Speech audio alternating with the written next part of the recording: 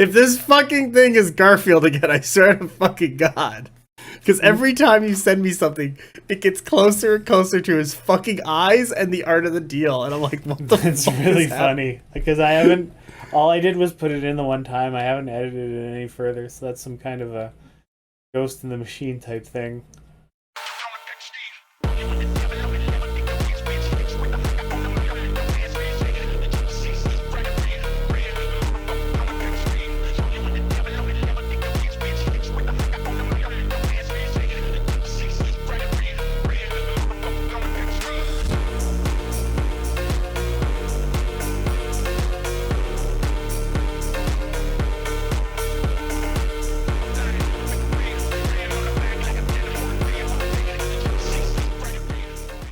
Hello and welcome to BonkTable.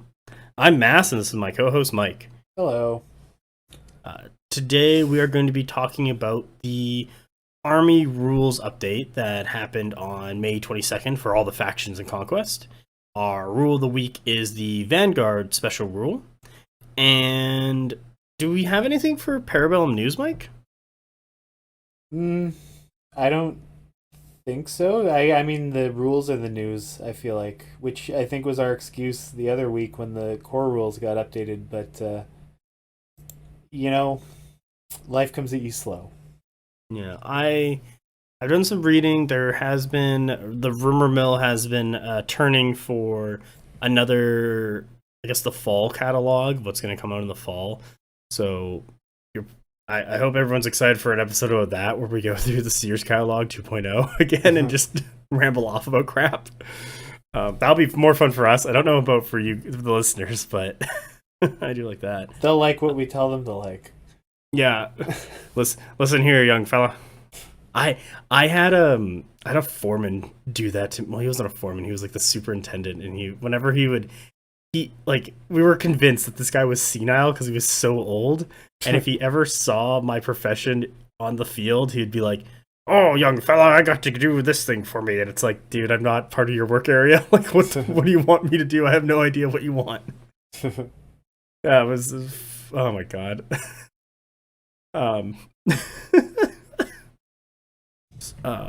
Let's see here.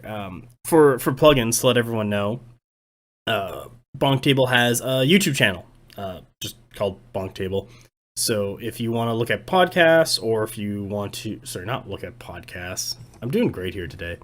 If you want to look at battle reports that we do, you can find them on BonkTable YouTube, and we even upload the podcasts on there if people just want them on YouTube, because it's like, why not? We have them already. We can just throw them on YouTube. You can put anything on YouTube. Yeah, it turns out they don't even check. Yeah, it's just a box, and you say where the file is, and it's on YouTube. Now it's on YouTube. Yeah. Once I put on YouTube, you don't have to ask anybody or check.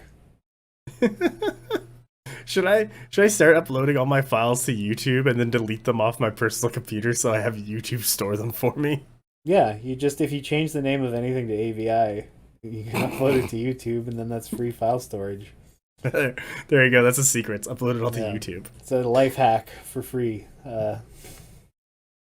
Just change any file on your computer to .avi, upload it to YouTube, permanently delete it from your own computer. You don't have to worry anymore. It's on YouTube. It's safe on YouTube. Somebody's definitely going to do that and then lose something priceless and send an angry message that I will not take seriously. So, are they going to find you on the internet? Yeah, maybe. I mean, they'll find you on the Discord, the Conquest General Discord server. Yeah. Complain, I lost all my photos of my family. It's like, oh boy. Worth it. Honestly. Worth it. Yeah, I'm gonna take that position now. Oh my God. If you listen to that advice and you lose an important file, then I don't know. Jesus. Shit. Don't listen to anything we're saying. It's all bullshit. No. This is the most perilous start to the podcast I think we've managed up to this point. I'm planning I'm planning for 100 episodes before we give up, but we'll find out how worse it gets as the time goes on. Yeah, give up or get it right or get so incalculably bad that it's an entirely different work. Do you think that's just going to be the bit, us screwing around for like the first half until we actually get onto the topic? Like that's our thing now. That's what we're known for. I hope it's like a 2-year-long bit where we just where we fuck around so much that eventually we're doing, just like I said, a completely different podcast. Like all of a sudden it's about like car maintenance or something. Oh man, like that's how far we've gone. I gotta change it in the description of the podcast on all the websites. We were about Conquest, but now we're about car maintenance and try to figure out what your appliances actually do. No, you don't even acknowledge that anything changed. This is just business as usual for the BonkTable Conquest podcast. Should I come back next episode and tell you how many Cheetos I burnt in my microwave because I tried to stuff my microwave full of Cheetos?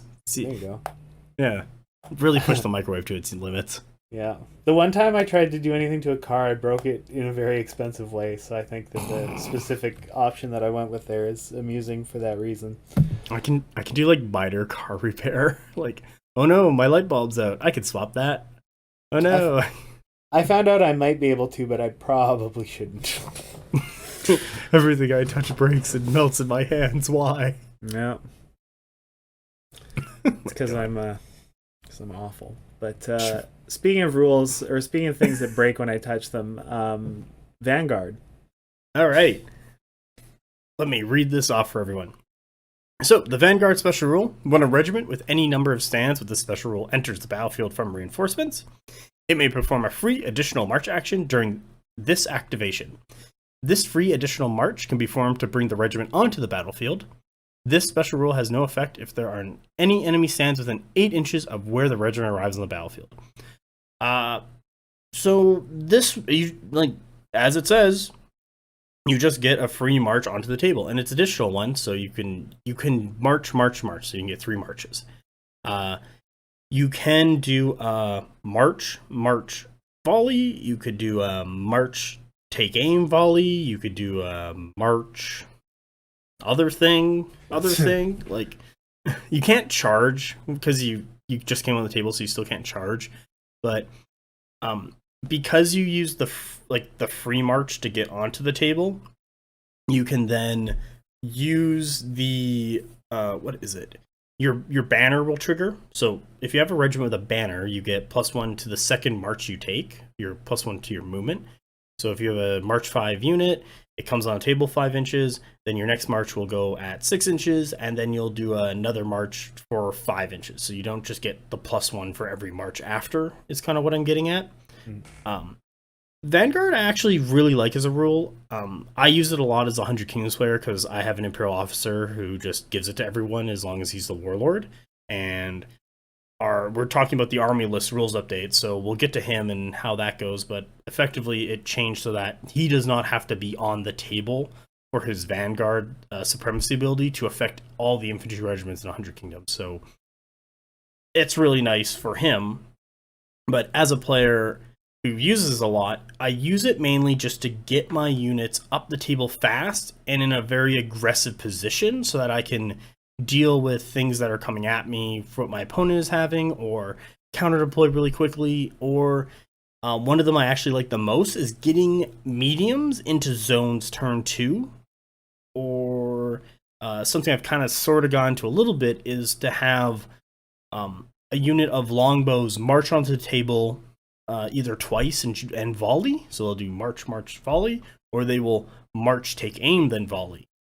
So that's kind of like what I've been using it for. I really like this rule, and it is only in effect for as those regiments come from reinforcements. So every turn after, you will not get that third free march. What are your thoughts on this, Mike? It's a really good ability. Because extra moves are good. I don't know. It's it's like saying oxygen is good for animal cells. Like it's just in a game that's all about movement. More movement is obviously a good thing. The malice that they put on it, or the condition, is essentially non-existent. I don't think I've ever run into like, I think that would be something that somebody playing against you has to build into to foil. Well, I didn't really mention this because a lot of the times I'm using the Vanguard and marching from the like my own deployment, and I would see the 8-inch thing only mattering if I decided to deploy the unit from the sides of the table. So like my first march was a wheel on and then I double march forward, but if there's something too close within 8 inches, then I would have to like I wouldn't be able to get that march. But then again, I probably would just back up, like deploy it so I wasn't in the 8 inches when I came on, and then just triple marched anyway. That's the thing. Like the main unit that I'm doing the side marches or the side entrances on is the hunting pack for Woodrune, and that's 8x3. So if you got to go a couple inches back to not lose the bonus, it's fine. Yeah, you have the movement. the 6x4 table is your oyster, and you will decide where you go. Yeah, and that's like it's whereas 100 Kingdoms kind of everybody gets a little bit of it. It's not as maybe prevalent or easy to get onto units in other factions so much. The two that I can speak to directly, like the use case for the units that have flank, is very different on each of them. So for the like what I like about or not flank but Vanguard, excuse me. What I like about Vanguard on the Stalkers in Nords, and everybody likes this, so it's not really a groundbreaking idea per se, but you plop a Blooded in there in a unit of Stalkers and then Vanguard them up to an objective. Zones. Yeah, and then he's scoring on turn 2 for you. So that's really great. The other thing that's cool as well with Woodrune is doing those huge side entrances and covering a ton of ground with hunting packs like before. In 1.5, the whole what I focused on using the hunting packs for was to disrupt like deployments or to throw a threat into their backline and then make them have to either commit to dealing with that or get flanked. But then they changed them in 2.0 and it became a lot harder to get them up the board in one piece to actually do that effectively. So and their stats got worse in some key ways, so I give the bump for that. But in any case, now that they can do now that they've got good movement again and Vanguard, and they work a little bit like it's just not good to throw your guys way up the board the way it used to be, because they're probably just going to get shot off or stabbed. Yeah, or just like unless you have enough momentum across several regiments that you can send somebody up with backup, like it's not really a good bet. I'm playing two of the more aggressive factions, and I find that generally speaking, like I have to play pretty cagey. You have to throttle the aggression so you're not too aggressive. It's like you got to find that perfect time to be aggressive, but not over aggressive to be bitten back, but not under aggressive to not perform. Like there's a fine line you got to ride, and are you still trying to like find it currently? Yeah. So to that end, like trying to throw hunting packs 3 movements, or essentially a cavalry, like a fast cavalry movement ahead of every other unit is just going to get it killed. But you can have them like pop in and screen or countercharge or a bunch of other little neat things that you can do with it. So Vanguard really enables that. If they just had a normal move, like they'd be fast, but it's Vanguard that really pops it off and lets you do the tricks with the hunting packs. Fluid formation helps with that too, but well, we did talk about fluid formation in the movement episode, so yeah, so wasting all good material. All know all about that. Yeah. All right. I think that's good for the Vanguard. Like it's not a very I guess dense rule, but it's a very effective one and one you like seeing on your regiments. I think I played a City States game. I think that's episode 10 of the Battle Reports. And then Minotaur Hepsises have it, and I was like, wow, those guys are right up the table, and I did not want to deal with them that early. So Yeah. it's really nice to have on things that are either coming in a bit later to get up the table faster to be with your other regiments, or just have it on a ton of stuff like 100 Kingdoms who can put it on all their infantry and just have everyone up the table as quickly as possible. Really good rule, really like it. And should we move on to our main topic where we go through the army list and what happened in the update? Yeah. Me? Okay. So first one we're going to start with is 100 Kingdoms. I said, Mike, may we please do 100 Kingdoms first? And he was like, no. And then I'm like, I begged a little longer, and he was like, fine, I'm tired. Please, let's just get this over with. So here we are. Basically what happened. Yeah, exactly what happened. We're not going to go through everything because this update wasn't so much of like a major rules change update. Like all these things are drastically getting changed, and like things are getting nerfed and buffed, or like side changed, or whatever. New abilities are being added. This was a lot of I want to say more in the lines of a clerical update. And a lot of things you'll find as you read through the new army lists is that you'll see things like a banner now works on a character stand because before in the previous ruling that banners only affected the regiment for that +1 march on their second march action, but if they had a character in it, then it wouldn't work because it wouldn't affect the character, so the regiment would still be slow. So it was a lot of that like clerical stuff tidying up. I'll mention a couple of them for 100 Kingdoms, specifically on the Imperial Officer, and that's probably going to be about it, just to like speed this stuff along. But there are some like major thing changes. Like there was point cost adjustments, there was stat changes. We'll go through them, and we'll hit on the things that were more impactful for each faction as we go through. So 100 Kingdoms is probably going to be a lot of me talking. Mike will come in and interject, and he'll let us know what he thinks about everything. But this is the faction I play. So the big one for the first one is our 3 army rules. Dynastic Alliance is now an always-on ability. So you, as a 100 Kingdoms player, you get to pick 2 warlords, and when you pick your first warlord, that one counts as the warlord for purposes of scoring, while the second one does not. But you get both supremacy abilities from those warlords. However, you may activate only 1 active supremacy ability per supremacy phase, regardless of the number of warlords in your army list. And the last caveat is the Noble Lord and Mounted Noble Lord are considered to be the same entry for the purposes of Dynastic Alliance as the Mounted Priority Commander and the Order of the Sword Priority Commander. So this is basically saying the guy on the foot and the guy on the horse, they're the same entry, so you can't have a warlord of the Noble Lord on foot and the second warlord being the Mounted Noble Lord. You have to pick one of 2 because they're basically the same guy. And the other one is for active supremacies.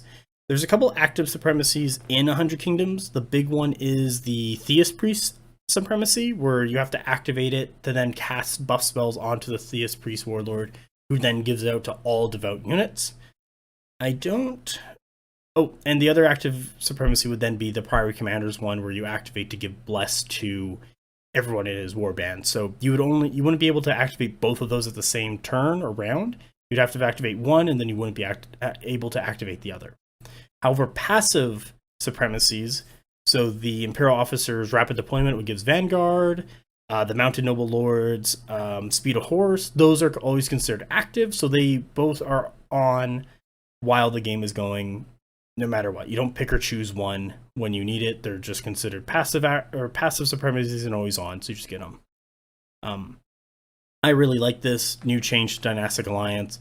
This is a huge buff to 100 Kingdoms because now we're always getting our 2 warlords, and that was kind of what everyone was picking. Like, not everyone, but a majority of the time I would pick Dynastic Alliance whenever I'm building lists because it was just the most effective and easiest to use. And now I just choose between, do I have points left over to veteran stuff, or do I have no points left overs and I have big blocks of stuff and just want to Relentless Drills it. So, easier choice, really good. For some supremacy abilities going down here, rapid deployment from the Imperial Officer. All friendly infantry regiments in the army gain the Vanguard special rule. For the duration of the battle, this supremacy ability is always considered to be active, regardless of whether the character stands currently on the battlefield or having been destroyed.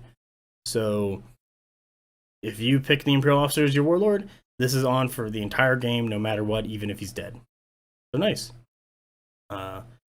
Chapter Mage, Protective Glyphs. I'm not exactly sure what actually changed in this, so I'm going to read it, but I can't tell you exactly what changed in it. Any enemy spellcaster selecting a friendly regiment as the target of their spellcasting action count as being affected by the enemy interference. In addition, when this character stand performs a spellcasting action, if attempting to cast a spell with a range of self, the spell counts as having a range of 8 instead for the spellcasting action. This supremacy ability is always considered to be active. I think it's maybe the enemy spellcaster selecting a friendly regiment. It was like a bubble around her, but that was just enemy interference. But now everyone gets enemy interference, so I'm not exactly sure what changed there. Mike, do you have any idea or no? I didn't even. You know what? A gun in my head. Prior to looking at these rules right now, I couldn't even have told you the chapter mages had a supremacy ability for sure. So yeah. So they're a little different. I know for myself, I never really grabbed a warlord chapter mage just because the only way to get the supremacy ability was to be a dynastic alliance, and the chapter mage could not be your main warlord. It had to be the dynastic alliance warlord. I don't know if maybe it got rid of that part because dynastic alliance is always on now. Interesting. Well, I'm sure it was a big change. Yeah, but it basically does what it's been doing. Next one for the Imperial Officer, his battlefield drills. It basically says the character stand receives. Yeah. It basically, yeah. So character stands attached to the regiment for your battlefield drills receive all these buffs as well, because before they did not. So that's really nice. Scroll on down. Mounted Prior Commander went from Impact 3 to Impact 4. It was kind of weird that he had less impact than the regiments he was part of, even though he's on the same horse. Just kind of a weird one, but now he's Impact 4. So yay. Love to see it. Let's see what else is in here. Going down. None of the equipment changed. None of our tactical change. It's one thing, just generally speaking, because I noticed it looking through my army list as well, is that none of the artifacts really got tweaked. But I haven't looked at 100 Kingdoms in any depth, but like other factions that I do know, there's generally it's a type of situation where you've got, you know, maybe 3 to 6 really situationally or universally useful artifact picks, and the rest are kind of like meh. They're there for a hypothetical niche build you'd never actually try, you know? I don't. So, I'll divert our topic to heirlooms. We could do, like, maybe at one point we should do a full artifact masteries episode where we go through each faction and talk about them, because they are interesting and they are choices. One of the things for 100 Kings, what I find is that yes, there are some picks that you just take because they're just that good. Some of them are depending on what you want to do and build, and some of them are just like, you have points left over, do you want this thing? Like Bacan token, the character stand adds +1 to its evasion characteristics to a maximum of 3. The only character what's going to take this is the Order of the Sword Priority Commander, because he's evasion 2 base. But this is if you had 10 points left over and you're like, I want that done. Or like Indomitable Plate, the character stands as +1 wounds and defense characteristic. However, like Armor of Dominion is just so much better because it affects enemy regiments in contact with the character to lose Cleave and Smite. The weapon Kiss Farewell is really good if you have a character in a ranged unit. Calidburn isn't bad at all. I like it, except it's usually I don't need it because I'm already stacking my Clash if I'm going to be dueling. Flesh Cleaver is kind of nice because you just you get Fiend Hunter, but it's mainly there for deadly blades. Lorien Lance is not bad, but if you're going to take a Lorien Lance, the thing you actually want is, let me go find it, Oliphane's Roar. because that's going to affect the regiment to give it glorious charge. Like there are some build heirlooms, but they like yeah, you're right. There are some that don't really get used. Like I don't see. I want to say Gilded Rampart use that often because it gives a regiment the character stands part of the Iron Discipline special rule, but it's like okay, that's fine, but you don't need to be side charged if you're like not every game you're going to be side charged, but you could also take a standard of steel so that the regiment gains dread, and that also affects even when you are side charged. So it's just better. So we maybe there's a podcast idea. We go through all the heirlooms, masteries, retinues for each faction, and just kind of see what's going on in each of them, and like what's kind of good and what's kind of bad. Like the lady's favor. This character sans gains the tenacious special rule. This would have been really good if it affected the regiment, but it's only the character, and not a ton of characters are kind of worthy to be decked out in protective equipment just because they don't do enough by themselves offensively to justify the defensive buff. So yeah. For masteries, we have a couple changes. The first one I'm going to talk about is long lineage under tactical. This is basically saying characters that couldn't take heirlooms. So this is your mounted priority commander of Sealed Temple and Crimson Tower. This allows them to take an heirloom, and it's not weird anymore, even though that's what it did before. It's just clerical error stuff. The new mastery, what actually did change, is Tip of the Lance, 35 points. The cavalry regiment this character stands currently attached to gains the wedge exclamation mark special rule. So what does that do? This one comes up on a couple things in 100k and just got added to a bunch of stuff, so I will go over it now. It's all the way at the bottom. So wedge! After performing a successful charge, this regiment gains the cleave +1 special rule until end of turn. That is fantastic. I like this one. I am not surprised if Dynastic Alliance, so this is what I'm doing, and I wouldn't be surprised if other players start doing this, is that they Dynastic Alliance in a Mounted Noble Lord who takes Tip of the Lance Combat Mastery, Ophelia's Roar Heirloom, and then Weapon Master for the Cleave 1 special rule. Does he take anything else? I think that's about it. And then they get 5 to 6 Household Knights. They veterans those 5 to 6 Household Knights, so they go from Clash 2 to Clash 3. They have Attorney Champion, so they're March 7, and they go to March 9 on the charge. And when they do charge, they will be Clash 4 for all their impact attacks, and they get +1 impact from Speedo Horse and rerolling 6s, and the Ophelia Roar gives them +1, as I mentioned. So they'll do a bunch of that. They'll be Brutal Impact 1, so they'll do some damage. And then you get Terrifying 1, so you'll be scared on the charge. And the Terrifying of Ophelia's Roar only works on the charge, it doesn't work on the clash.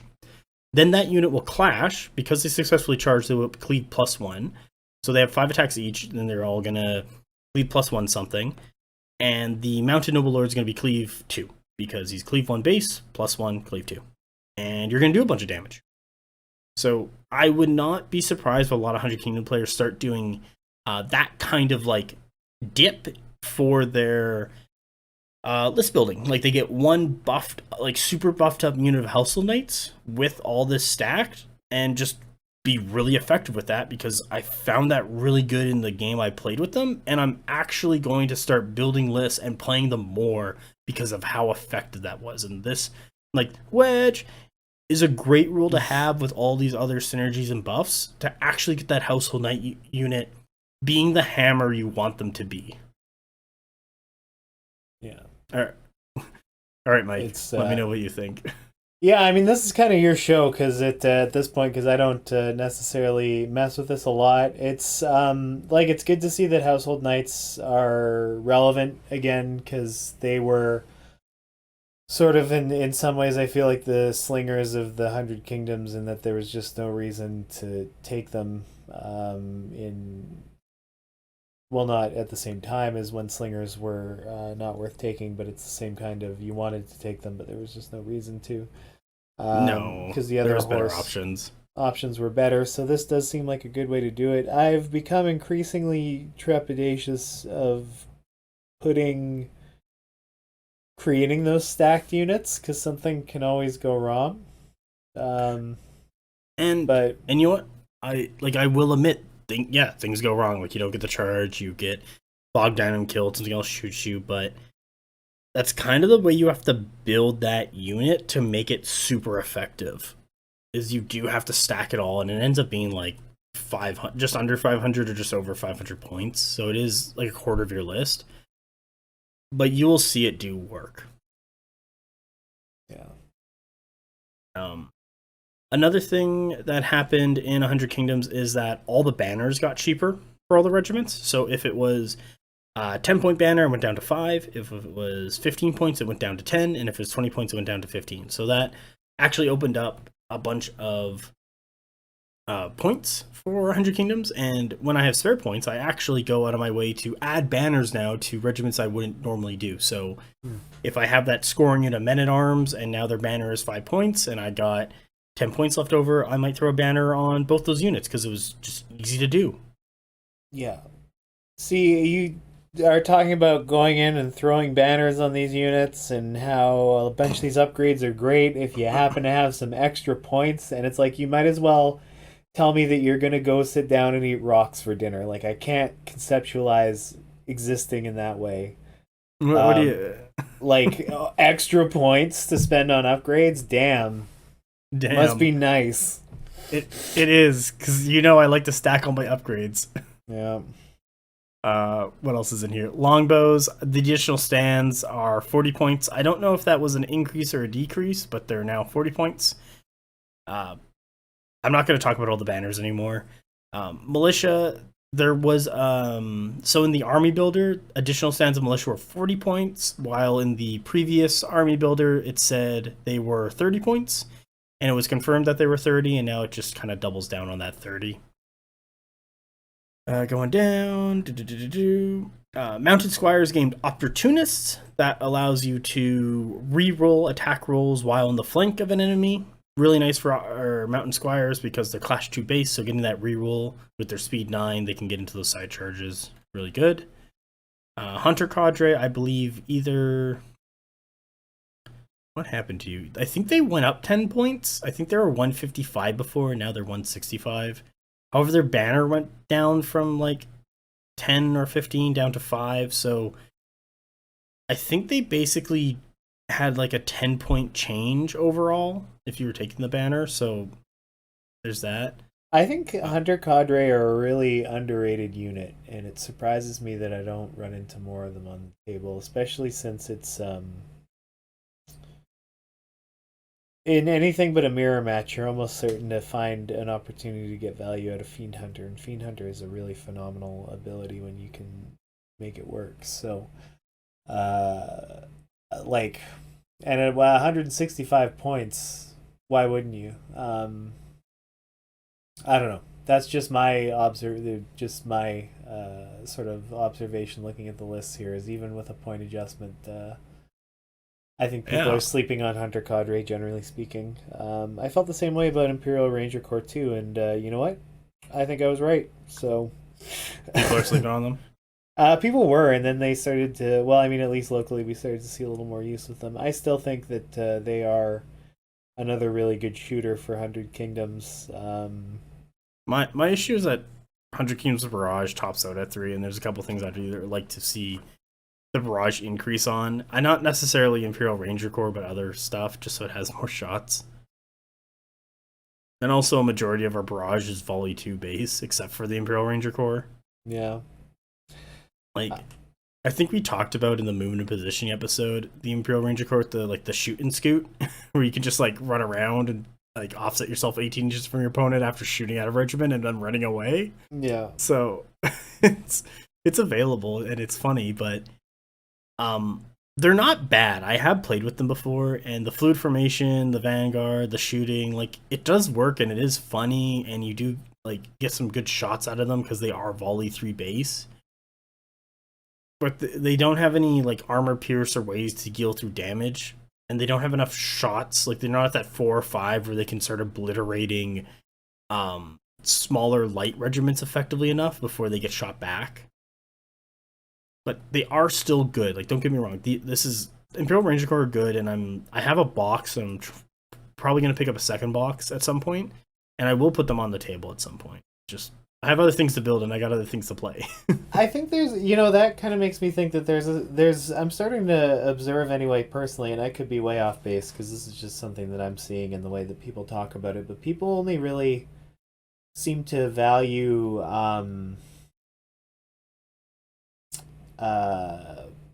what am I trying to say? Really seem to derive all their valuations for ranged units within the context of what they're going to do to other ranged units. And not just in terms of stats themselves, but you think, like you mentioned, it's the idea of how much counterplay are they going to get into a superior ranged unit. But I don't know. It's these guys have Asian something broke our brains and collectively as a community, and now we just think about ranged versus ranged matchups. It's because everyone has guns, and you have to find a way to either bring more guns or better quality guns. Yeah. They are defense 1 and evasion 1, so they just die, while the hunter cadre are evasion 2. So yeah, they don't have that great survivability when they get some shots into them. I don't know. I want to put them on the table again. Last time I played them was back in 1.15, and it was very much like I was shooting out of them. I was doing some shots, but the difference between AP0 and AP1 is huge for how much effective work you're going to get out of something. It's actually very surprising how good that is. Yeah. To continue on with some changes, Household Guard, the Arms Master and Standard Bearer decreased in points. I think the Arms Master was probably, I think he might have been 25 points before, so now he's at 20, or maybe he went up, I don't know. But I know the Standard Bearer went from 15 to 10. More Standard Bearer changes. Here we go. Order of St. Lazarus, who's not even out yet, I believe went up to 165. I believe they were maybe 150 before, so they went up 15 points, but their banner got cheaper by 5. That's nice.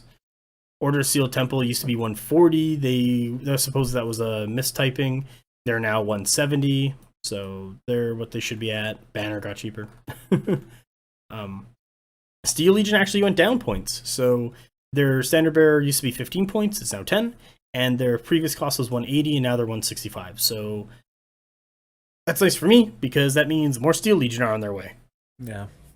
Steel Legion, I have noticed, are the 100 Kingdoms version of the archetypal unit with Cleave 2 that actually isn't very good, that every faction seems to have. Not that any of the... When I say not very good, I just mean not nearly as durable as you would want them to be. Because Steel Legion, they're nobody likes getting hit by them, but they die. They go down easily enough if you put your mind to it. Same thing with Uger, which is the Nord Cleave 2 guy who dies way faster than you want them to. The Warbred is another sterling example of a Cleave 2 unit that dies way faster than you want it to. It just seems like if they were... seems like when PB was designing the army list, they were like, well, if you got Cleave 2, you're gonna have a glass fucking jaw. Thanks, Steel Legion. Stick around, guys. Yeah. Well, and that's why I run them when I do in 5 to 6 blocks, just so I have bodies to spare, so that when I finally get into a fight, I can do the damage and survive. And that's why, I run them with that Imperial Officer for that Bastion 1 to kind of bump up their defense to 4. I have that Standard Dominion, Armor Dominion and a Standard Steel, so I'm not getting inspired into, and I'm reducing Cleave into them just so they can hold out. So I am super buffing one unit to be very defensive, because I don't need to buff up their offensive capability because they're already good killing stuff. I need to keep them alive long enough so that they can kill things. The change, then we have Gilded Legion. So their big change is they actually gained the pike formation rule. Enemy regiments suffer -3 to their impact attack special rule to a minimum of 0, so you can't go negative impacts. So I guess you gain health if that ever happened. When in contact with this regiment's front arc. So if you hit them from the side, you're good. Keep all your impacts. Enemy regiments that have performed a successful charge against this regiment's front arc do not benefit from the inspired and shock special rules until the end of round. So pike formation neuters cavalry impact attacks really well, but also the next benefit that it has is anyone who charges into them, they can't inspire and they don't get shock. So just for that round, and then you get into the brawl. So that's actually really nice just to keep Gilded Legion alive and kind of cement they're the more tanky of the two legions compared to Steel, who's more offensive. It just kind of doubles down more on Gilded Legion's defensive capabilities because they are Resolve 4 base in Defense 3, and I know our other local 100 Kingdoms player will run an Imperial Officer with them to give them Bastion, so they go up to Resolve 4 plus because he'll run a big 9 brick and then be Defense 4. So, and then now he's getting rid of Inspire and Shock rules, whoever fights them from the front, so he's having a great time. Yeah, I probably I'm not going to win any friends with this opinion, but I don't think Iron Discipline is oh no, wait. No, sorry, I was not thinking of Iron Discipline, but I feel like the other person runs a build where where they just never break. They never break. Oh, so that might be Household Guard. So what it is? Yeah. So what it is that our other I've been starting to do it is you take a Noble Lord, you give him attack 1, you take the banner Regalia of the Empire, but gives them Dauntless. And you can do it on an Imperial Officer as well to throw Dauntless onto the Gilded Legion. And it always gives them Inspire, and they can never be broken. So you have to fight them to the bitter end, and especially with Gilded Legion, it's like a huge pain in the ass. Yeah, so I like the first half of Dauntless. I don't like the second half of it, but now that I understand that that's where it's coming from, I'm probably going to try it on Nords with Golden Torque or whatever gives it to them. I'll have to double check. But no, I think, excuse me, Broken is enough of a key mechanic that just turning it off is actually too much. It's too much if you turn it off. It's good if you turn it off, so you don't have to deal with that mechanic. Well, that's the thing. Like it's like I don't know. Matriarch Queen used to have a similar thing, and nobody liked that. Why did no one like that? Because she never broke and could say no to every duel with no and then she healed. And and then she just healed up every at least 4 of the wounds that you did. Wonderful. Yeah, so it's like, as an island, can't break is not so bad, but as soon as you add anything else to it, it starts to get out of hand. So I think 100 Kingdoms gets away with it with the Noble Lord, because when you put the Noble Lord with the Household Guard and the Arms Master, the Household Guard are getting +1 Clash, and then the Regalia of the Empire keeps the Noble Lord around until all the Household Guard are dead, so that your opponent doesn't go in, duel the Noble Lord, kill him, because he'll just die. Like, if you put a decent duelist into the Noble Lord, so Mimic Assassin, Hold Ray, Nord's character, like Blooded, and the Conning Gear, the Noble Lord will die. Like, a Noble Lord is good for duels against other Noble Lords, or Wizards. He'll cut a Wizard. Yeah. But yeah, and that the Regalia of the Empire just allows them to keep saying no to duels and keep that Household Guard unit with their +1 Clash. I, generally speaking, so what they did with the Matriarch Queen is they changed it from can never be broken to essentially just like a free bravery. And that... Oh, so that's better. I think that's better than just never breaks. It's the same reason why Bastion is better than just high defense. Yeah. Because then you have an angle to interact with it. And then it's like... Also, you can create an opportunity to get into something before it activates. Yeah. So it's if you can put enough damage into them into the unit to break it on one turn and then get priority on the next turn, then you have an advantage for your next activation. And then there's a strategic layer to it, whereas if it's just never broken, it's just how am I going to lure that far enough across the map that it can just do one thing and be useless for everything else, so I don't have to think about it.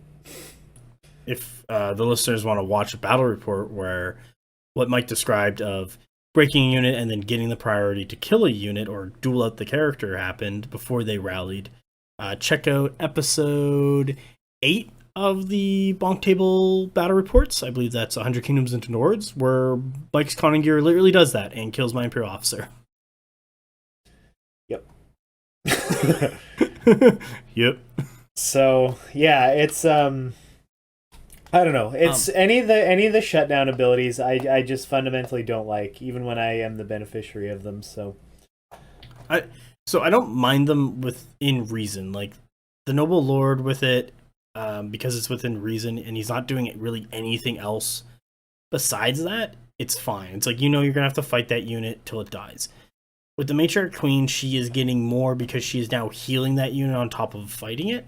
While for a 100 Kingdoms player to do that, so if I had the Noble Lord regaling the Empire with Household Guard, I would have a Water Wizard behind healing the unit. You could get some shots into the Water Wizard and make the regiment run off and she would die, and then I'm no longer getting the healing. Like, there's different parts of interaction with 100 Kingdoms that are like pieces of its puzzle for it to work on the table. They can interact with more if you have the tools in your army list to deal with it. While the Matriarch Queen and being Dauntless was a single entity on the table that there was no other piece you could take away. It was always just working by itself. Am I making sense there? Like, why, depending on each faction, while some rules are more accepted in different factions than they are with other factions? I mean, I see what you're saying. I essentially, okay, thank you. I mean, I don't agree with it, but I understand the argument. I just, even with that, like, because the Matriarch Queen isn't the only example either, but it's the same thing as, like,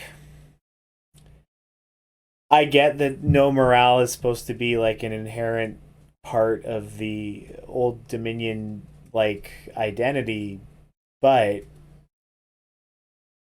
that sucks in a way when resolve is such a big part of the game. So anytime, like, instead of just saying like they're not impacted by this, like making a mechanical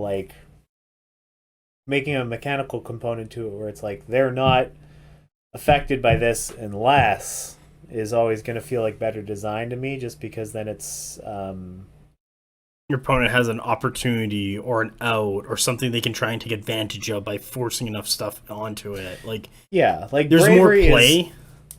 Yeah, I think bravery is a perfect example. Like, you get it, you don't have to waste an action to get out of broken, but you can still get broken and get your shit fucked as a result. So I know we're broken. It's okay. We'll bravery next turn. It's like, I don't know. It looks like they're gonna shit fuck us to death first. Yeah, and that you've got to be very brave to stare that down. Yeah, it's not every day you get a shit fucking. For our next thing on 100 Kingdoms, we get to the last two entries. Order of the Ashen Dawn. They lost shield, but went up to defense 4 base. Really nice. So if they get flanked or hit from the side, they're still going to be defense 4. Like it. They got Blessed, Cleave 1, Fearless. I believe they went from Impact 2 to Impact 3, maybe? Kinda, sorta. Then they gain Wedge. So what we talked about before, when they make a successful charge, get +1 Cleave, so they can go to Cleave 2 during that charge turn. Really nice. Banner went from 20 points to 15. Then we have the Order of the Crimson Towers. Their only change was, so their two changes was they gained Wedge and their banner went from 20 to 15. So the last little bit here is we kind of talked about Wedge and why it's good. I think, like, it's, for these units, fine. It's nice to have on them. Like, Order of the Ashen Dawn are just the tanky bully horses of 100 Kingdoms, and I got a message from our game store today, and but my Order of the Ashen Dawn came in, so I got 2 boxes I'm going to pick up tomorrow and probably hopefully get built by the next game day, maybe potentially, sort of, kind of.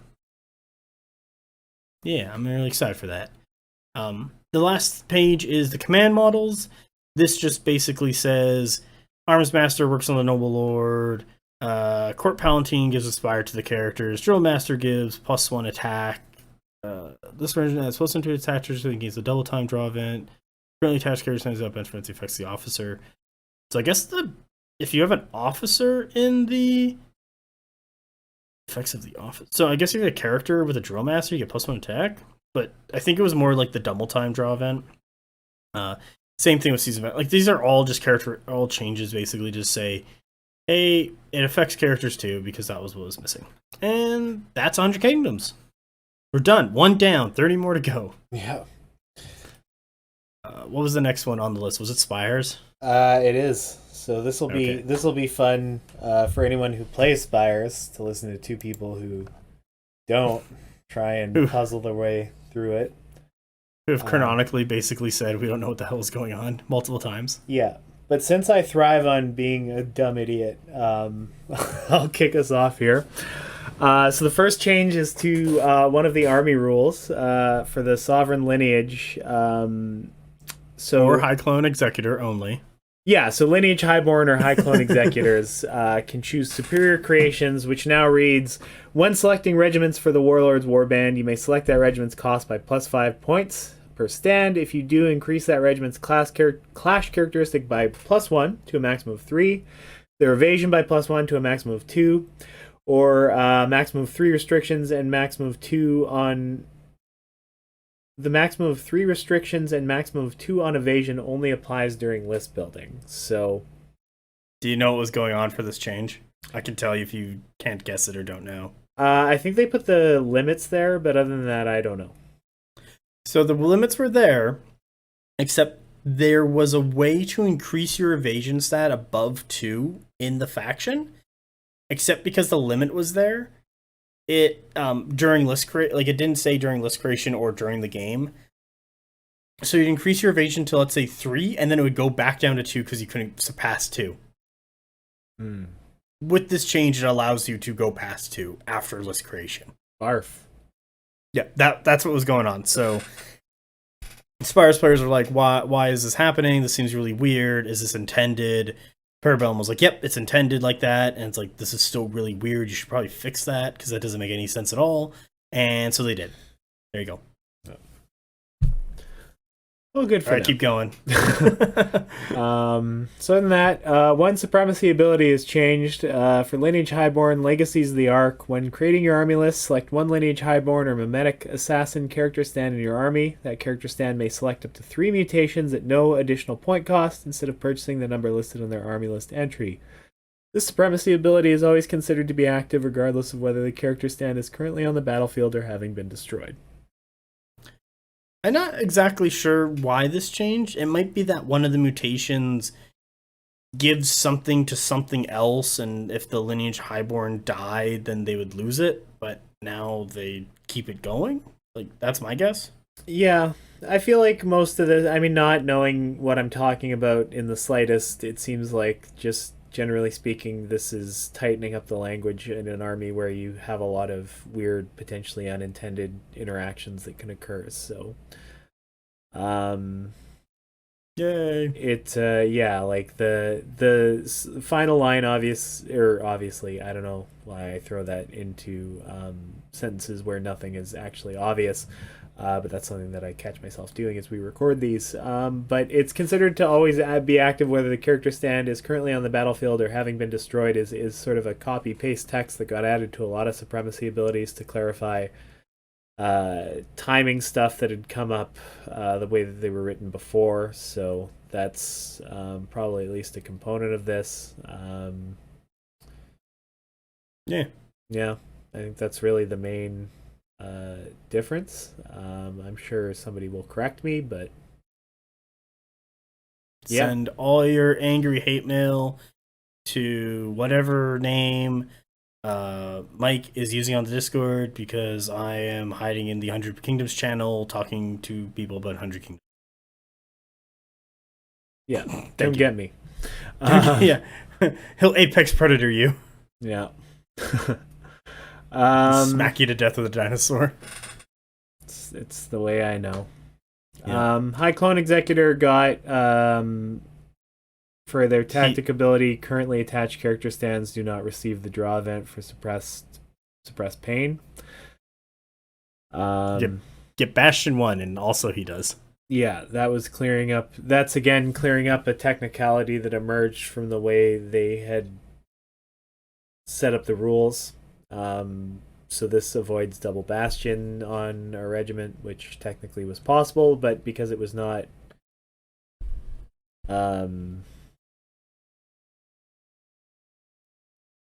the integer, it wouldn't really have added anything there. But nonetheless, although I guess maybe you could give the character Bastion that way too. I don't know. I didn't really mess around with all that stuff, so what do I know? What do you know? Nothing. Absolutely nothing. Mimetic Assassin has gotten revisions to the Chameleonic Epidermis ability. So once per round, this character's stand may perform a free additional Seek New Escort action during its activation. The character's stand may seek new escort even if the regiment is currently attached to or the destination regiment is engaged with enemy regiments. So the change here, I believe, was that the destination regiment had to be free of enemies for him to seek new escort into. I think they changed that because people would get into a fight with the regiment that the Mimic Assassin is, then they would have their character fight a regiment that is, or they would fight something that didn't have a Mimic Assassin, so because it was engaged, the Mimic Assassin couldn't get over there, then they would just kill the regiment and then move on, and the Mimic Assassin would not be doing his job of killing characters. So that's just to help the Mimic Assassin actually assassin people. And what is it if it's not assassinating people? Ultimately, it's just turning into the fly. Nobody. The mimetic nobody.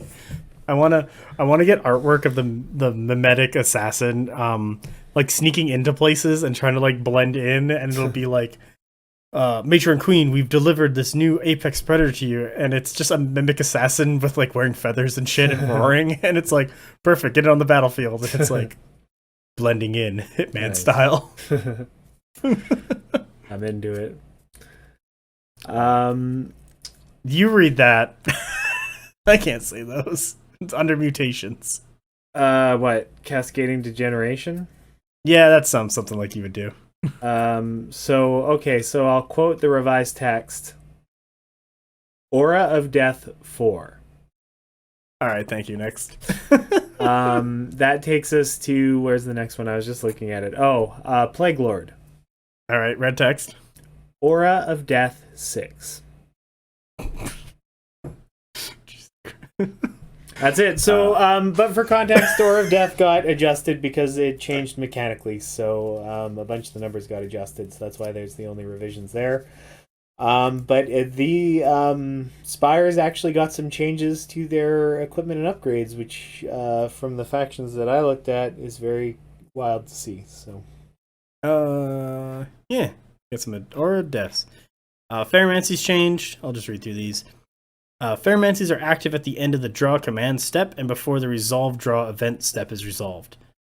Wherever that is, I have no idea, but I would just do it at the end of the draw command card step. So resolve all your draw events, but before you leave all your draw events, you get to do your Ferromancy. So accelerated hibernation. If the regiment is within 12 of the character stand, immediately place the card at the bottom of your command stack. This takes place at the end of the draw command step and before the resolve step. Oh, you know what? I think this is... Here's the place at the bottom. What the heck? Did they copy the wrong thing across it all? Oh no. That regiment heals 4 wounds. The character stand and proceeds with the rest of its activation. Oh, so they added to these. Draw your next command card. If the regiment is within 12 of the character stand, immediately place the card at the bottom of the command stack.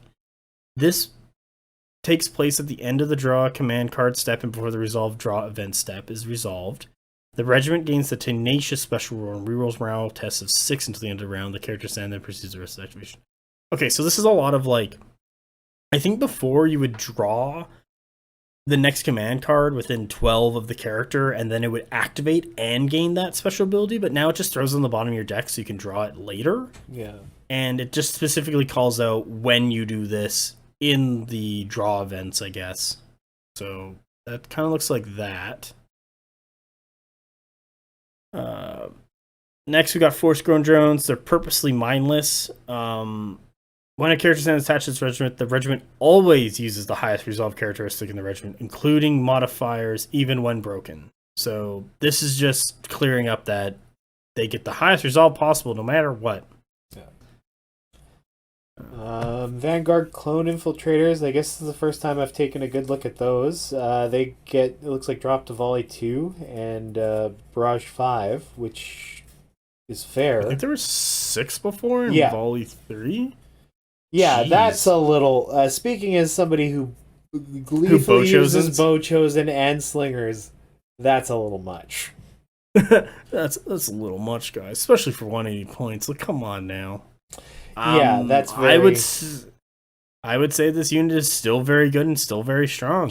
Yeah. Even with the changes. Everybody acts like 14 inches is not great range, but it's not bad.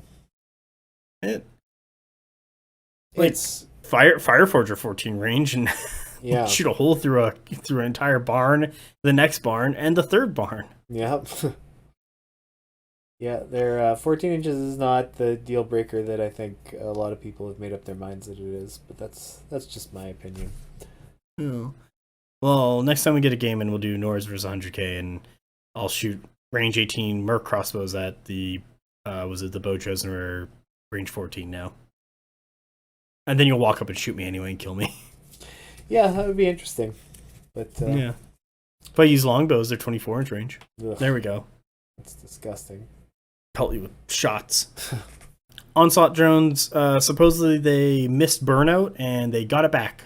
Yeah. So that was it. They forgot to add it in originally and you get it back.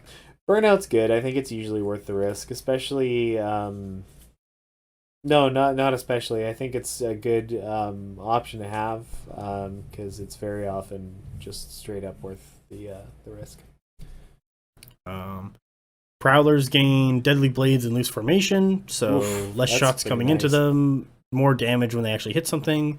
It's a light speed 9 cavalry regiment, which clash 2 with 5 attacks, 3 wounds, 2 resolve, 2 evasion, no defense. Like they're and they have marketing. Like this is very much Spires fast. Are they flying? Was this the flying one? No, it's not the flying one. I think it's pterodactyls or some shit. Terraform. But this. On the other page. This one was very, how do I say? Like their Spires like light cavalry running around being a pain in the ass, but they die really fast, especially because they're wounds 3. So any trickle damage you'll just see like take out a stand. They're definitely in the hunting packs, Fenner beast pack sort of zone, where they're gross little mobile light harassers, but these actually look... This is the first unit that I've looked at and it's had me really feeling a certain type of way about the Spires, because that's exactly like fluid formation, opportunist, deadly blades, and loose formation. That's like... That's flank and spank? Is that what it's called? I don't think I can legally describe what seeing those special rules together makes my body do in the scope of this podcast. You're too excited. You're like, this is what I want in for my light cavalry unit. It's beautiful. Like it's... Is there a tear to your eye? So to speak. Centaur Avatar, on the other hand. I think they went down 10 points and then their banner went from 15 to 10. That's about it. Yeah. They seem like a good unit. They're not bad. The problem with them, I believe, is that they are in the same warband as Incarnate Sentinels, and Incarnate Sentinels are Spires Cleave 2, and also they're like 5 or 6 wounds, Resolve 4, Defense 4, Evasion 2, and it's like, what is happening? Yeah. It's like when your restricted option is either get a Centaur horse or get a Murder Beat Stick, go with Murder Beat Stick. Yeah. Um, Also, Leonie Avatara. I believe these are like the shooty brutes. They're defense 3 and evasion 2 now. So I don't know exactly what happened there for their change, but that's what's going on. It's probably. It looks like they probably had some. What? No. What the fuck am I saying? Like I was thinking it was like a bow chosen type thing, but there was no reason for me to think that other than two numbers were in red. So. Yeah, their defensive stat change done.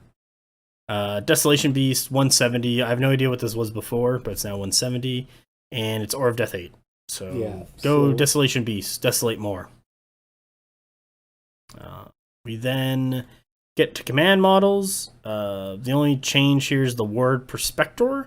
This regiment gives the Bastion 1 draw event, and characters also get it, because it didn't before. And that's Spires. Not too crazy. Oh, character stands do not get the draw event. Do they not? Yeah. It says currently attached character stands do not receive the draw event. Yeah. But I think that's just because that says it on other stuff too. I think that's like in past tense. Yeah, I think it's just more cleanup from the way that they. Yeah, because so you can can't see double dip draw events anymore. No, like the High Clone Executor on Suppressed Pain, which gives Bastion 1 to the regiment. It says currently attached character stands do not receive the draw event. Same thing with 100 Kingdoms. I think this is like a past tense thing. Or is this supposed to be Yeah, no, I think it's just that only the regiment gets the Bastion. Okay, I think it's just cleanup language from. Okay, then maybe currently attached characters and not received. Period. That's the addition. Okay, so then yep, there we go. Characters don't get it. Bad on me. Yeah, now on to the part where my mood just sours immediately. Oh, is it Dweg? Yeah, it's Dweg. Do you want to talk about Dweg? I mean, to the extent that we have to do so, but we can talk about Dweg. Yeah. So do you want to go first on this one, or should I? And should I just go get more water? Is what I'm hearing. Yeah, I can get it started here. So we'll talk about the army rule for the Dweghom. So they're under the Tempered Creed, elemental potency got adjusted, and so the main change is that before the elemental power markers that you would accumulate, you could essentially pump as many as you wanted into any actions so that you could just turn off an entire big swing from an enemy or whatever the case may be. Now you're limited to a maximum of 5 that you spend. And it doesn't let you turn on. So if you don't have evasion, for instance, and the attacks are smiting, then you can't use elemental potency to turn those abilities off. So I'm just going to quote the text here because maybe I'm a little unclear in how I describe that.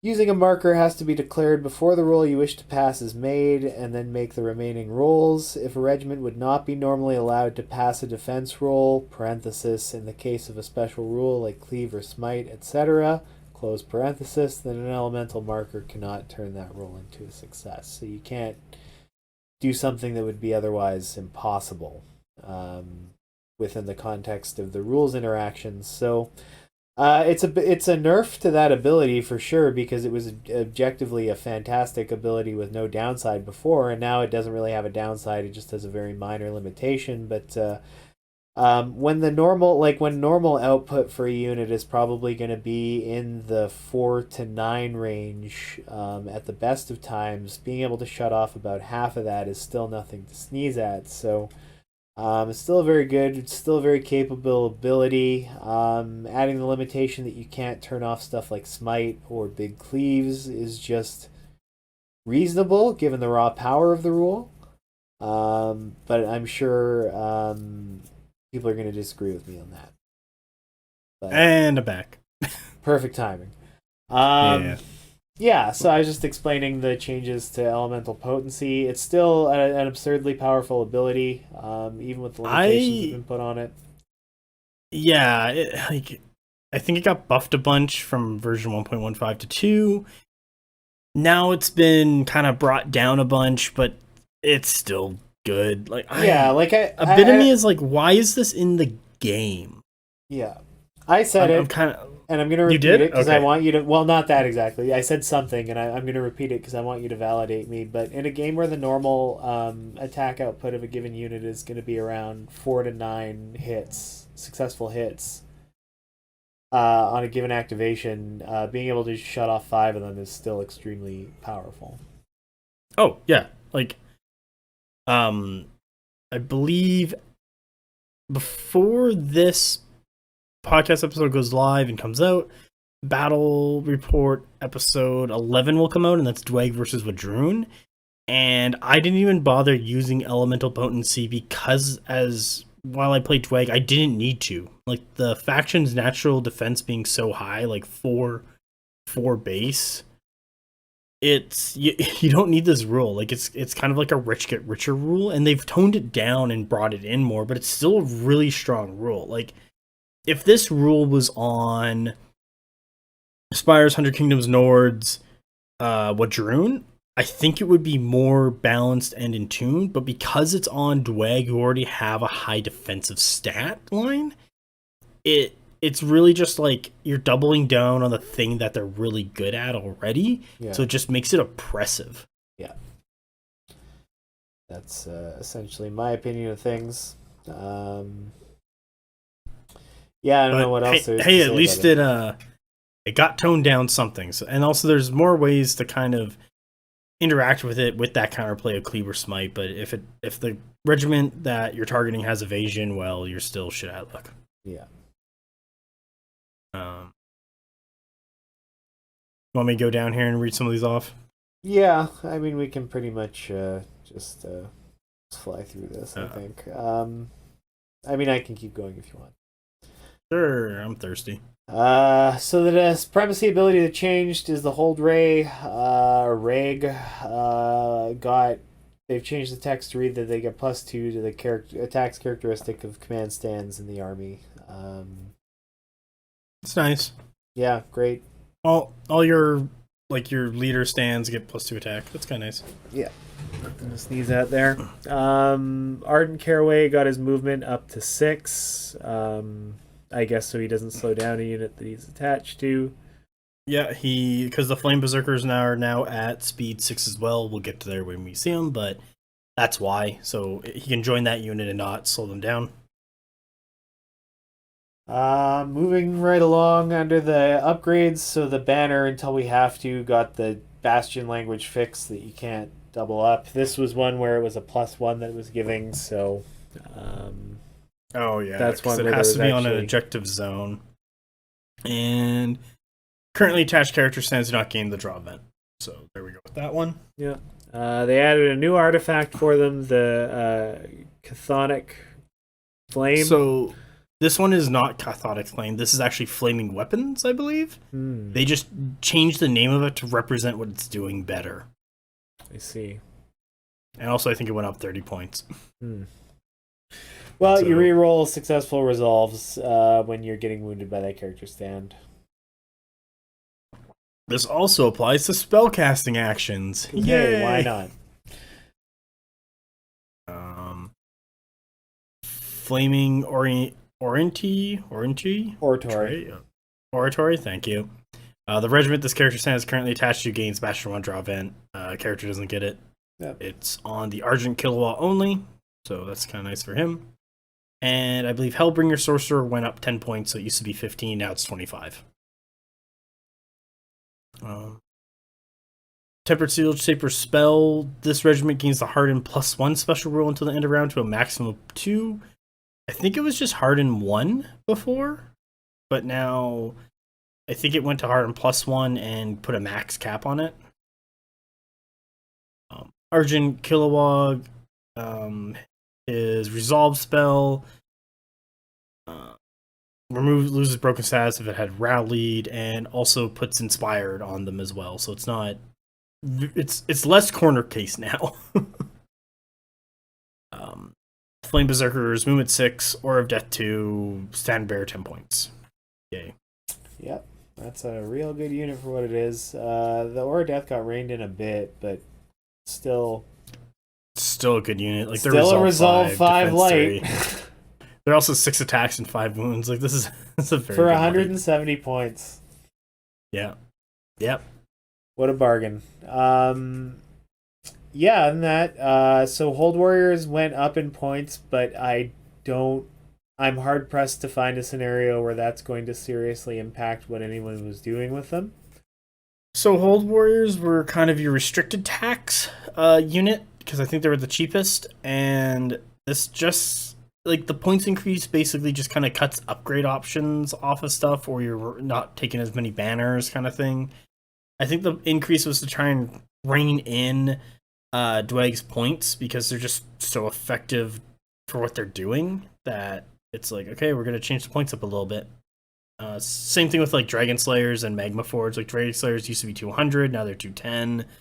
Magma Forge used to be 200 or something, now they're 200. Dragon Slayers are going to be paying for the sins of 1.5 for the rest of this game's existence. They're 2 wounds each per model. It was like 8 wounds per stand. Yeah. What a dark time. Oh, and they were used to be defense 4 base, and now they're defense 3 with hardened 2. Yeah. Overall, they're better to play into now. With the changes that they've gotten, I think Dragon Slayers are one of the least oppressive parts of the army now. Yep. But as we scroll down to the oppressive parts, yeah, to the really bad stuff. So Magma Forged. You're not I can't. Just you go. I'm too mad. Okay, so Magma Forged aren't terrible because of defense 4. They have Resolve 5, but a bunch of other stuff have Resolve 5. They're Clash in 3 this attacks faction. 5. That's the problem. Yeah. But as we go down, there's Hold Thanes, nothing changed on them. You get to Stoneforge, nothing changed on these, but they're like Wound 7, Defense 5, Resolve 4. Like, what the, oh my god. Infernal Automatas, I believe they're 180, now they're 190 for points, so they got a little point increase. Steel Forged, these guys are coming out soon. If you're a Dweg player, go buy them. They're real good. Yeah.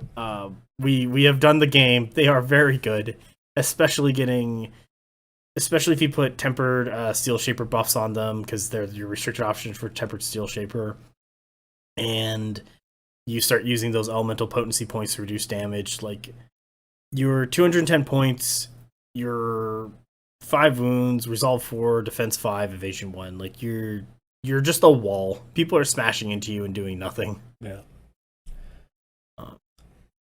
Otherwise, command models just all got a flat sentence added to the start when this officer is present. So that way. So do you know why that was added? Enlighten me. So I believe it is the Hold Raise army rule, because your army rule is defined by your warlord. Let me just go find it. I think it's the Pursuit of Ogman or Og. Ogum. Ogum. Yeah. So Egham. Infantry regiments in this army without an attached character stand may have their command stand so perform a free additional duel action. However, refusing duel does not cause the enemy regiment to become broken. If an enemy regiment is already broken when the character stand attached to it, may not refuse the duel. So it's suffer wounds, blah, blah, blah. So basically this is saying, if you start losing your officers because they've been killing the command stands, the leader, the banner, the officers, what happens when the officer dies? Well, the special abilities attached to them go away as well. And that's what's happening. As we go down, draw events and special rules. Overcharge got changed. So the overcharge are like +1 armor piercing cannot exceed a value of 2. So it caps out at 2. Because before you could get like 3 to 4 overcharge tokens, increase your barrage by let's say 6, and then get to armor piercing +4, and just blow a hole in something.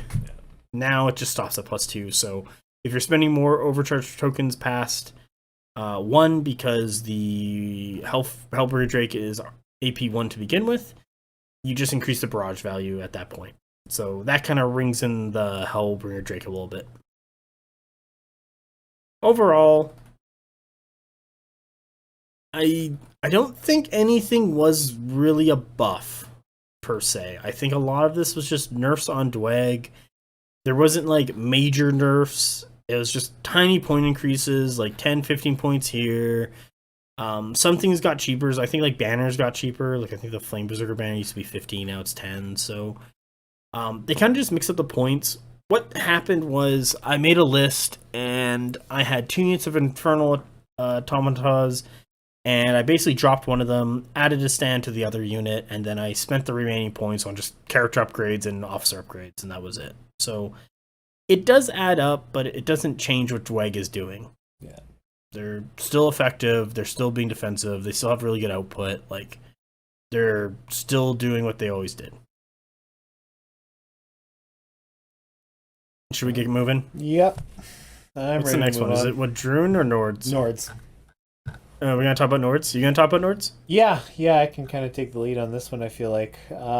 So big one is first off, they changed. So we did get a big nerf in Blood of the Einarhar, because originally a bunch of characters or units that canonically did not have the Blood of the Einarhar were gaining the benefit of it. So that's been adjusted. So now character and monster stands no longer get the benefit of it, which essentially means 2 out of the 3 giants in practical terms, because the Mountain Jotnar also got a special rule that essentially allows him to still have access to the mechanical aspect of the rule, even if he does not have the aforementioned Blood of the Einarhar.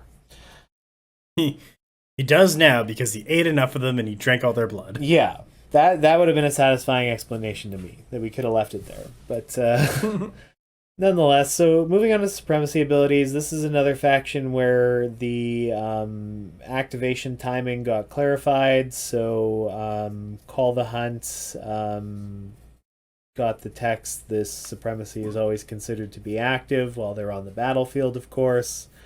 Same thing with the Jarl's surprise attack.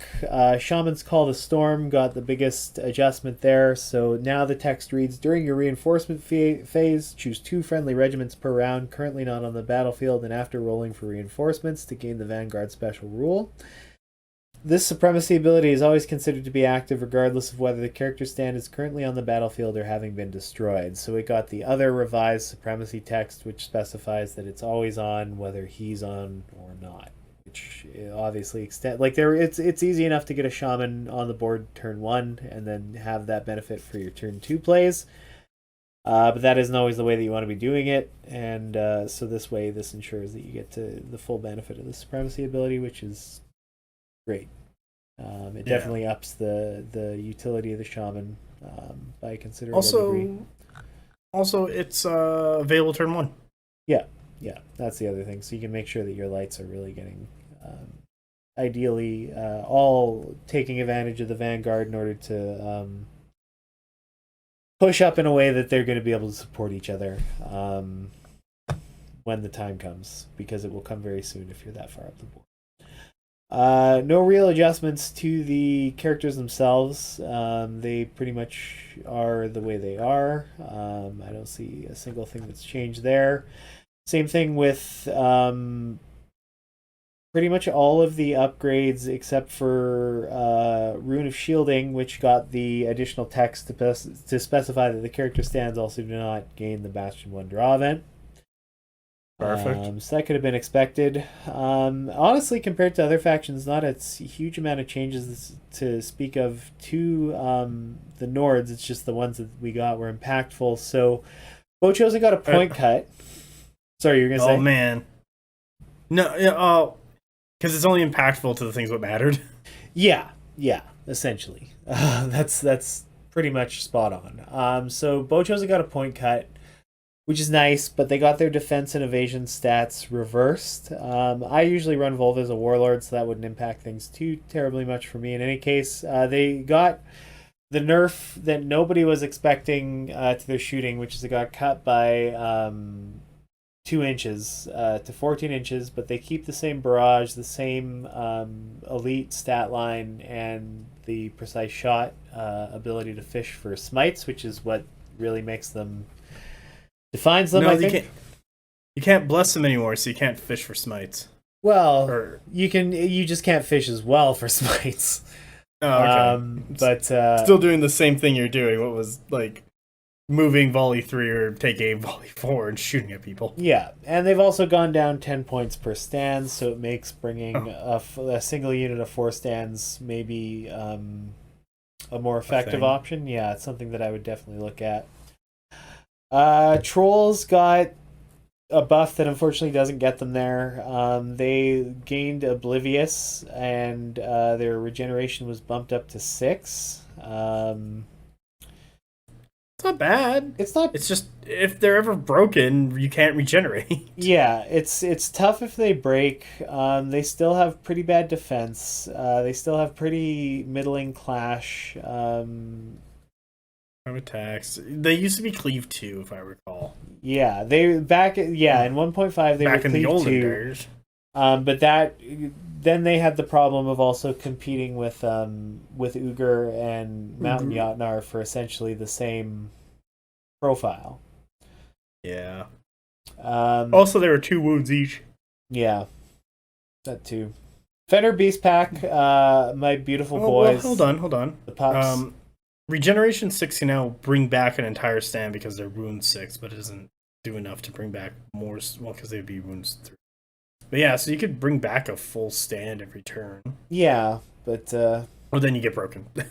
Yeah, I just I don't think increasing the amount of regeneration, unless it was to the point where you were consistently bringing back a stand and a half, which is objectively overpowered.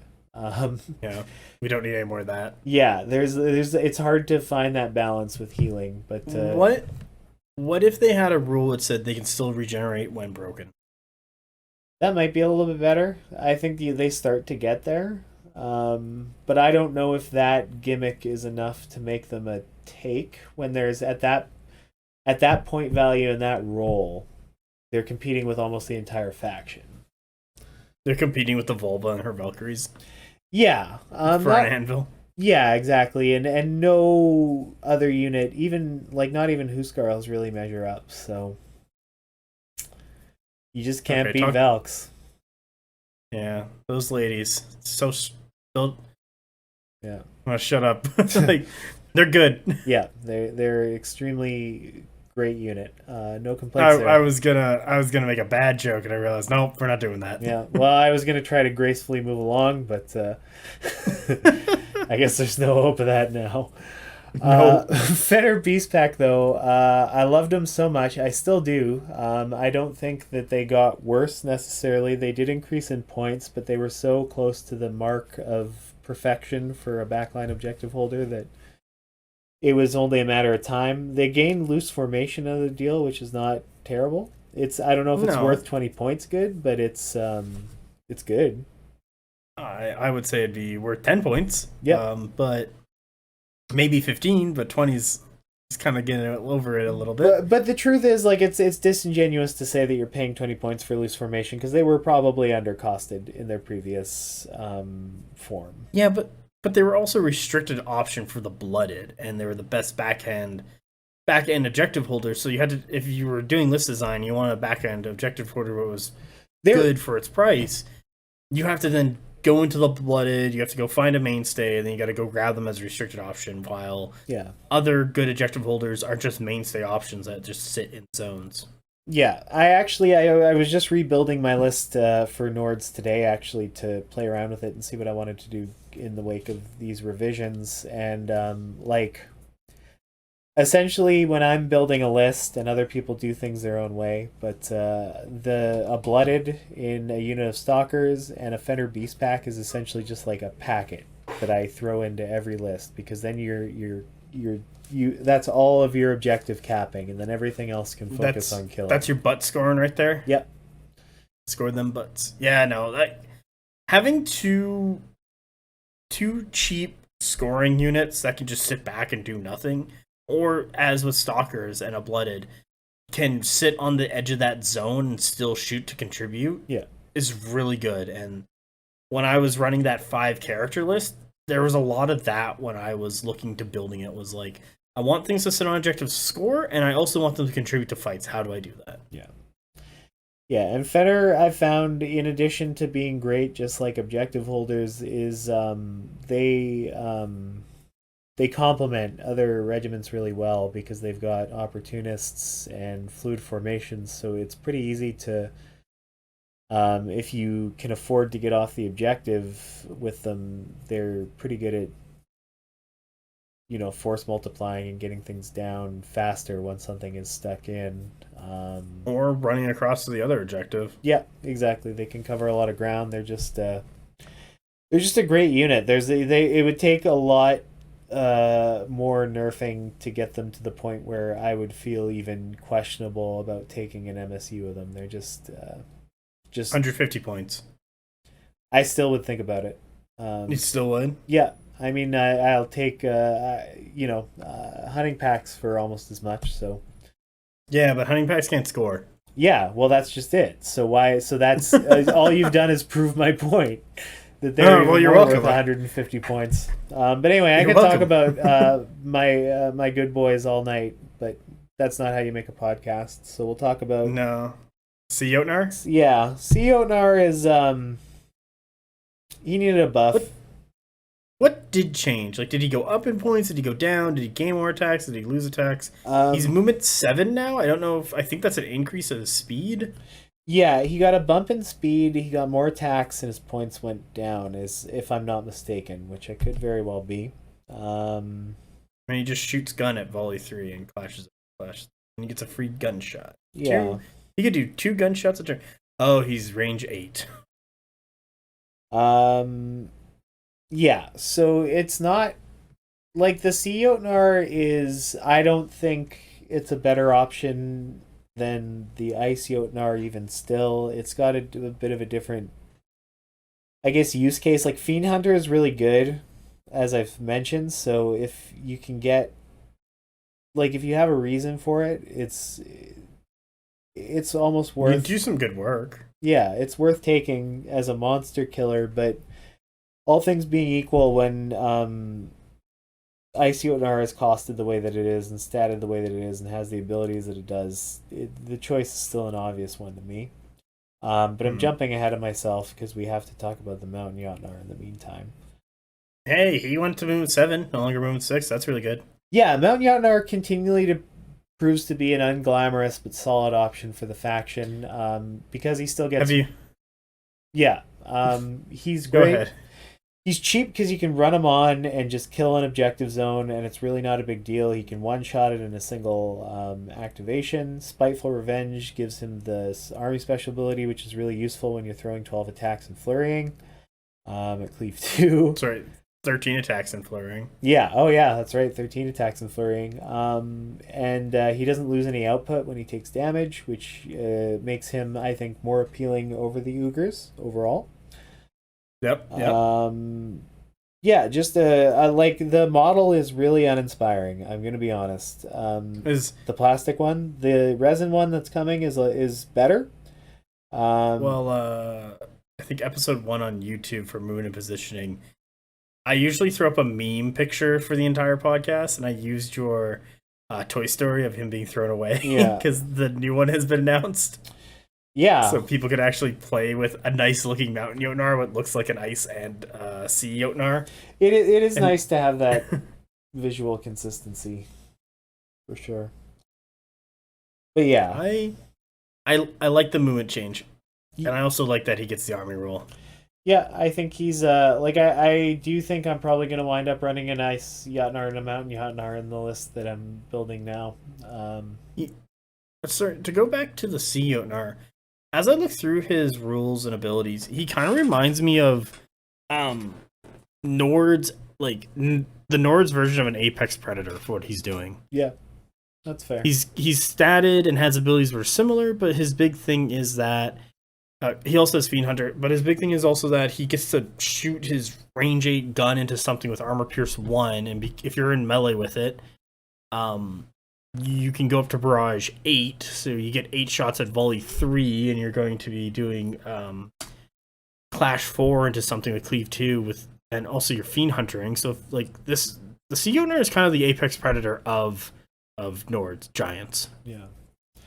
Okay, should we get to the King Daddy? Yeah. So Big Papa got a buff. Honestly, like he dropped in points and he got an extra attack. Good job, Icy Otnar. You're still on top. Yeah. He's unstoppable. Yeah. Wow, the Mountain Jotnar and the Sea Jotnar. That's a, oh my god, that on a monster stand is real good. Yeah, it's big.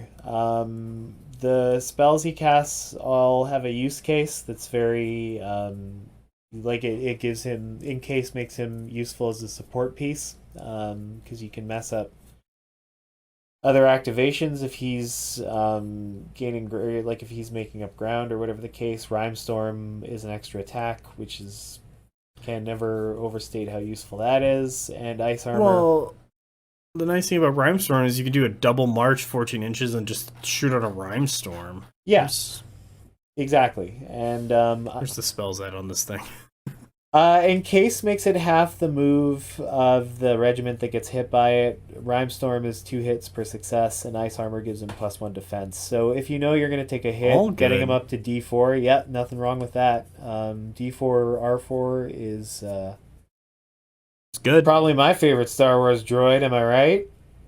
Yeah. I go with E0D0. That's my favorite. Yeah, that's a good one too. Just the really sick person stat line. Yeah.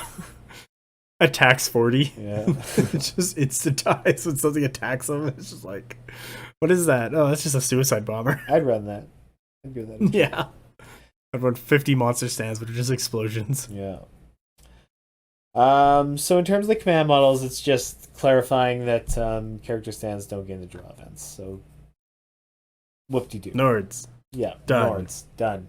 They weren't in a, like, people do feel that they're underpowered. I, coming from Radrune, don't.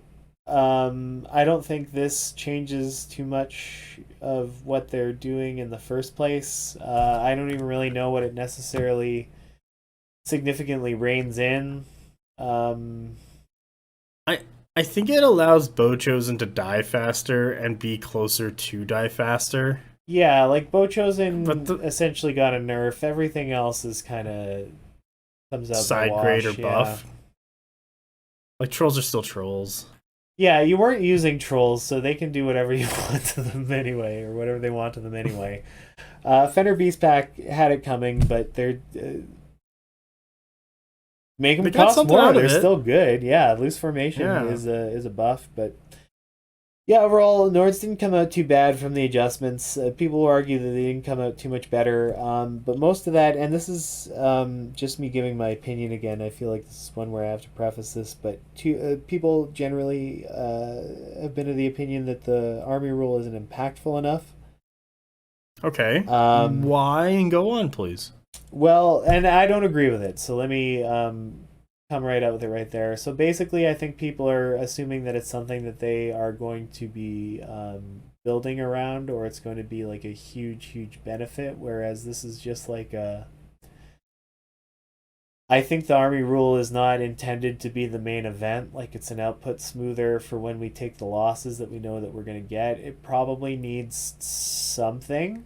But I don't think that the army rule is necessarily what the problem with the faction is at this point. Okay, so like the army rule is it's like an always on supremacy ability to me. Like, it's cool when it happens, but you shouldn't be planning around it. No, I agree with that one. Like, that is very much a, you get these buffs for being hit. Hopefully your stuff lives long enough that you can use the buffs more effectively. Yeah. Nords does die pretty quick. There's a couple things in here that are harder to kill, like the Valkyries with the Ruin of Shielding and Bless. Like, that's going to be really hard to kill, but Huskarls go down easy. A lot of your other stuff, once it gets into like getting cleaved, it's really relying on evasion to survive, and it gets cut down. Like, I do agree that Nords kind of like dies quicker. I don't think they die as quick as Wadroon do, but they do die quicker, and I'm always like, all right, at least I'll do some damage, hopefully, into them. Yeah. Yeah, that's the thing. It's even with a small amount of extra evasion, when you're both in the lower rung of defense stats, that makes a huge difference, it turns out. Yeah. Maybe their army will. Maybe there will be like a 2.1 or a 2.5 where it goes through the whole thing again. But I just want to say this was very much a clerical update. It's a lot of changes to like kind of affecting what characters are, what officers, banners, heirlooms, draw events, stuff like that affect regiments, also affect characters. Yes or no?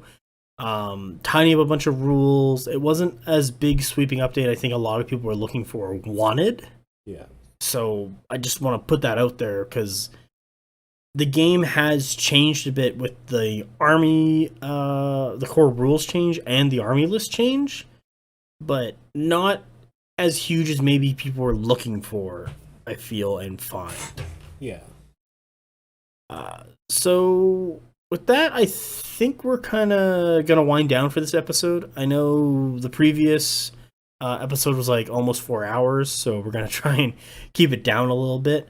Our next time you see us in about 2 weeks, we're going to go over Wadroon, Old Dominion, and City States, and talk about the changes that happened there, and pick out another rule a week. Who knows what that's going to be.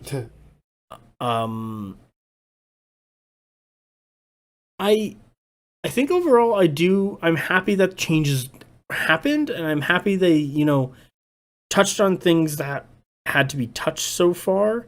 Was I looking for more? Yes. Am I happy with what we got? Also yes.